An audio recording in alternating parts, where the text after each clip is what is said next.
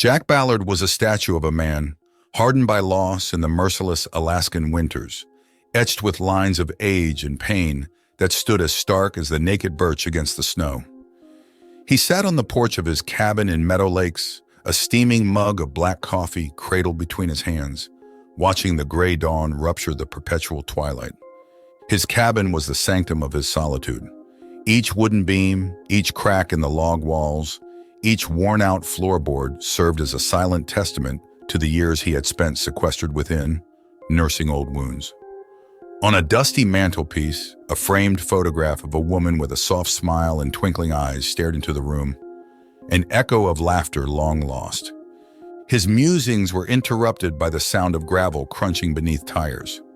A battered old truck pulled up to his cabin, the local grocer, Betty, emerging from the rusted driver's side. "Got a delivery for you, Jack," she called out, her voice seeping into the crisp morning air. Betty was a hardy woman, her features forged by the same Alaskan wilderness that had shaped him. She delivered groceries to his cabin once a week, a service born out of a mutual understanding of loneliness. Accepting his groceries, he noticed the drawn-out sigh Betty released as her gaze lingered on a family plot near the edge of the graveyard. Her husband, once a vigorous fisherman, now rested there. In a town so small, death did not simply knock on your door, it moved into the room next to yours. "Something bothering you, Betty?" he asked, his voice as rough as the Alaskan landscape, but carrying a warmth that softened the edges. "It's this blasted smuggling," she replied, worry lines creasing her forehead. "Odd things going around the graveyard.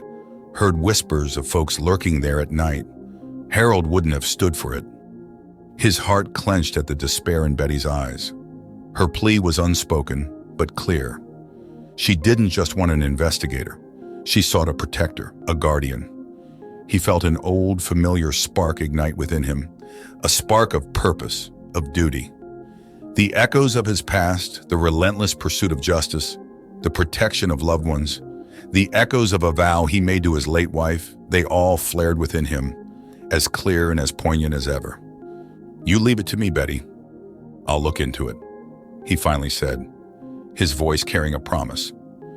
As she drove off, his gaze once again fell onto the Meadow Lakes graveyard, its monolithic tombstones etched with the names of those he once knew, standing stark against the white canvas of snow. It was a place of peace, of rest, now seemingly tainted with the stain of criminality. The quiet of the Alaskan winter carried an eerie stillness, as if time itself had taken a seat and was patiently waiting. Jack trudged through the snowy labyrinth of Meadow Lakes, the path leading him to the heart of the town, the graveyard. The tombstones jutted out like fossilized teeth, sharp against the backdrop of the white-laden earth, names and dates weathered by the merciless hands of time. He traced the path with a solemnity that bordered on reverence, his breath misting in the frigid air. The graveyard was a silent testament to the life he'd known, the life he had lost, and a life yet to unfold. His investigation began with a meticulous sweep of the graveyard, the frozen ground hard and unyielding beneath his boots. The strange symbols etched on the gravestones puzzled him, each one whispering an alien language into the wind. They were not the work of mere vandals. Their complexity, their seeming significance, hinted at something more. Among the townsfolk, he found a strange, unsettling mix of apathy and fear. Some brushed off his inquiries with vague answers, their eyes skirting around him as though he was a stranger walking among them. Others wore their fear like a cloak, their eyes darting to the graveyard every so often, a cold shiver running down their spine at the mention of the smugglers and grave robbers. The tension in the town was palpable. He noticed hushed whispers at the local bar, shared between sips of whiskey. He noticed the fleeting glances that followed him, marked by fear, suspicion, and something else he couldn't quite put a finger on. It was in a late-night conversation with the local bartender, Jed, that he discovered the first tangible clue. The frequency of the graveyard's oddities coincided with the arrival of a few strangers in town. They came under the guise of anthropologists, fascinated by the history of Meadow Lakes and its people. But their keen interest in the graveyard had set Jed on edge. "Ain't never seen no anthropologist working under moonlight, Jack," Jed muttered, his words drowned in the clink of glasses and the hushed conversations of the bar. The revelation led him back to the graveyard, under the cold gaze of the moon. He could feel the air thick with an otherworldly chill, the snow crunching beneath his boots seeming to echo into the void of the night.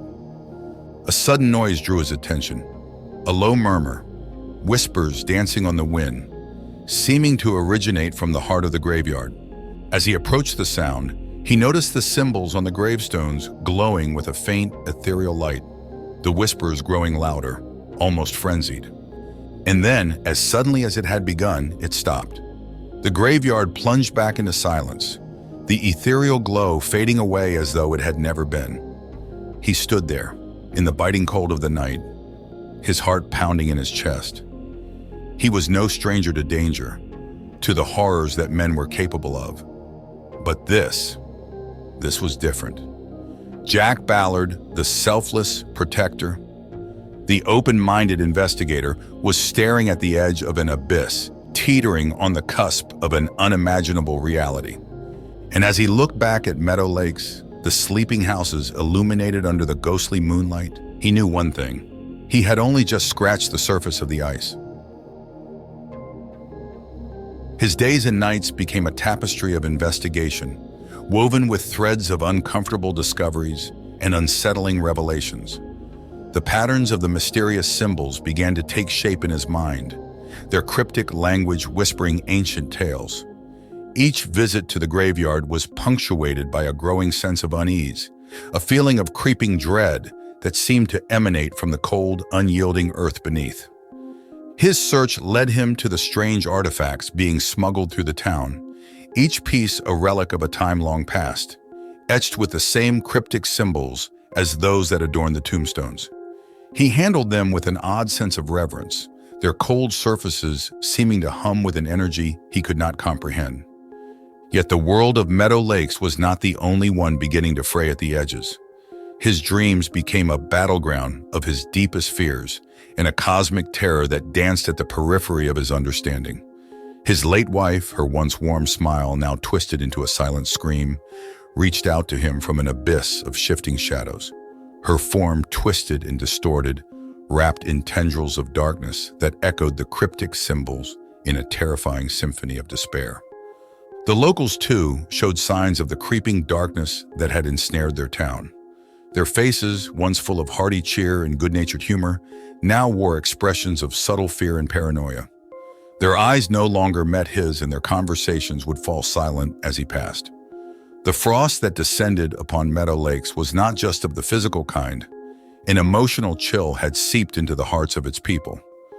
Through the shroud of unease, however, his resolve did not falter. His encounters with the locals, their wary glances, their whispers, and their fear only steeled his resolve. His protective instinct, kindled by Betty's plea, now roared into a blazing fire that pushed back against the encroaching shadows. It was the town's eldest, a native Alaskan woman named Nana, who gave voice to the terror that lurked in the heart of Meadow Lakes. She spoke of a cosmic entity, an ancient evil that slumbered beneath their land, waiting for the stars to align and set it free. Her tales were spun with threads of chilling folklore and cosmic dread, a tapestry that mirrored his nightmarish dreams. "You are standing on the edge of a chasm, Jack Ballard," Nana told him, her voice a low murmur against the howling Alaskan wind. "A chasm that plunges into the depths of time and space, into the heart of a cosmic horror that is beyond our understanding." He left Nana's dwelling with a heavy heart. The town was no longer the haven he had sought from his past traumas. It had become the stage for a chilling play of cosmic horror that was beginning to unravel. As he looked at the graveyard, the tombstones bathed in the cold glow of the setting sun, he knew that the shadows of the past were closing in, mingling with the new terrors that awaited him. Meadow Lakes was not a town known for its unrest. However, the once tranquil community had begun to vibrate with an undercurrent of fear, each heartbeat echoing the cosmic horror that loomed. As Jack journeyed deeper into the mystery, He could feel the familiar touch of trauma clawing at the edges of his psyche. Yet he trudged on, fueled by his instinct to protect, to shield Meadow Lakes from the impending terror. Days melded into nights, the sun and moon swapping places in an unending dance, oblivious to the drama unfolding beneath them. The symbols he had been studying started to form a horrifying pattern, each connecting to form a constellation he recognized, the same one that dominated the skies above the town. It was as if the cosmos itself was a player in this grand narrative of horror, weaving its celestial influence into the very fabric of their lives. His heart was laden with a strange mixture of dread and resolve as he shared his findings with Nana. Her face, weathered with the wisdom of ages, took on a somber expression as he explained the alignment of the symbols with the constellation. "The stars are aligning, Jack," she whispered, her voice as chilling as the wind that rattled the windows of her cabin. "The cosmic entity is stirring from its slumber." The revelation weighed heavy on his mind. The realization that he was standing in the epicenter of a battle that spanned cosmic eons was staggering. It felt like standing at the shore of a vast alien ocean, its depths holding terrors unfathomable. Yet the essence of who he was, the protector, the defender of loved ones, shone through the cosmic dread. With a grim determination etched into his features, he ventured back to the heart of Meadow Lakes, the graveyard. The moon, a spectral eye in the sky, bathed the tombstones in an eerie glow, their shadows dancing like ghosts on the snow-clad ground. A strange music filled the air, the cries of the cosmos intermingled with a low hum that seemed to radiate from the very earth beneath him. The graveyard was alive with an otherworldly energy, the ground beneath his feet vibrating with a subtle yet undeniable force. As he moved deeper into the graveyard, the whispers grew louder, more insistent. They echoed around him in a symphony of celestial harmonies, singing tales of ancient horrors and cosmic entities. And then his eyes fell on the central gravestone, the one adorned with the most intricate symbols. It pulsed with the same ethereal light he had seen before, but this time it did not fade away. The light illuminated a hidden compartment in the stone, within which lay an ancient artifact. It was made of a material he could not identify, inscribed with the same cryptic symbols. As he carefully removed it, he felt a rush of energy, the whispers crescendoing in a euphoric chorus. It was as though he held a piece of the cosmos itself in his hands. The connection was undeniable. The artifact, the constellation, the cosmic entity that slumbered beneath the town. They were all parts of a complex cosmic puzzle, and he found himself at the center, holding a key piece. As he walked away from the graveyard, artifact in hand, he knew he was stepping further into the shadows. But within those shadows, he found an unexpected resilience, an unwavering resolve. The universe might have been screaming in cosmic horror, but he was ready to face it, to protect his town and the people within it from the darkness that threatened to consume them all. As the cosmic alignment drew closer, Meadow Lakes teetered on the precipice of the unknown. The air hummed with energy, the stars burned brighter in the inky sky, and the townsfolk moved as though in a trance, ensnared by an unseen force. The man whose past was etched with loss and sorrow stood at the heart of it all. He held the ancient artifact, pulsing with the energy of distant stars and eons past, its form a testament to an alien power that stretched the bounds of human comprehension. He shared his findings with Nana, her eyes reflecting the cosmic dread that hung in the air like a chilling mist. She recounted an ancient ritual, a way to appease the cosmic entity that threatened their very existence. The artifact was the centerpiece, a key to the abyss that held the entity in its slumber. As the constellation aligned above them, the town gathered in the graveyard, their faces illuminated by the spectral glow of the celestial bodies. Jack, with Nana at his side, began the ritual. The artifact hummed in his grasp, the symbols etched into its surface, glowing with an ethereal light, echoing the starry tapestry above them. The cosmos seemed to hold its breath as he invoked the alien words, each syllable a pulse of energy that reverberated through the space around him. The people of Meadow Lakes stood in silent awe, their eyes fixed on the man who had become their protector, their guardian against the abyss. Then a voice filled the air, resonating from the artifact and into the very marrow of their bones. It was an echo from the cosmos, an ancient entity communicating in a language that danced on the precipice of comprehension. The ground shook, a sigh from the abyss as the entity stirred. He felt a rush of emotions: fear, awe, determination. His past pain, the loss he'd borne, had led him to this, to standing between an ancient cosmic entity and the people he'd come to call his own. He was their shield, their defender against the abyss. With the final invocation, a surge of energy erupted from the artifact. It shot towards the sky, meeting the glowing constellation, and for a moment, the entire town was bathed in a blinding light. And then silence.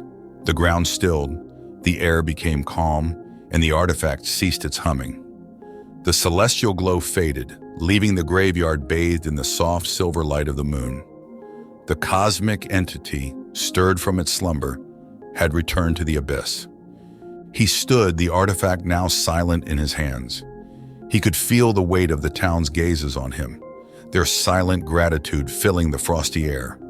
He had faced the abyss, the trauma of his past intertwining with the cosmic horror of his present, and emerged victorious. As the townsfolk began to disperse, a sense of normalcy returning to their steps, he found himself standing alone in the graveyard. The past, with its wounds and losses, seemed a distant memory, his trauma no longer a chain but a source of strength. In the quiet of Meadow Lakes, under the cosmic tapestry of the night sky, Jack Ballard, the man who had journeyed from lost to protector, knew one thing. He had found his purpose in the heart of cosmic horror. The man who had once sought solitude now stood as a beacon against the abyss, his heart intertwined with the fate of a town he'd come to call home.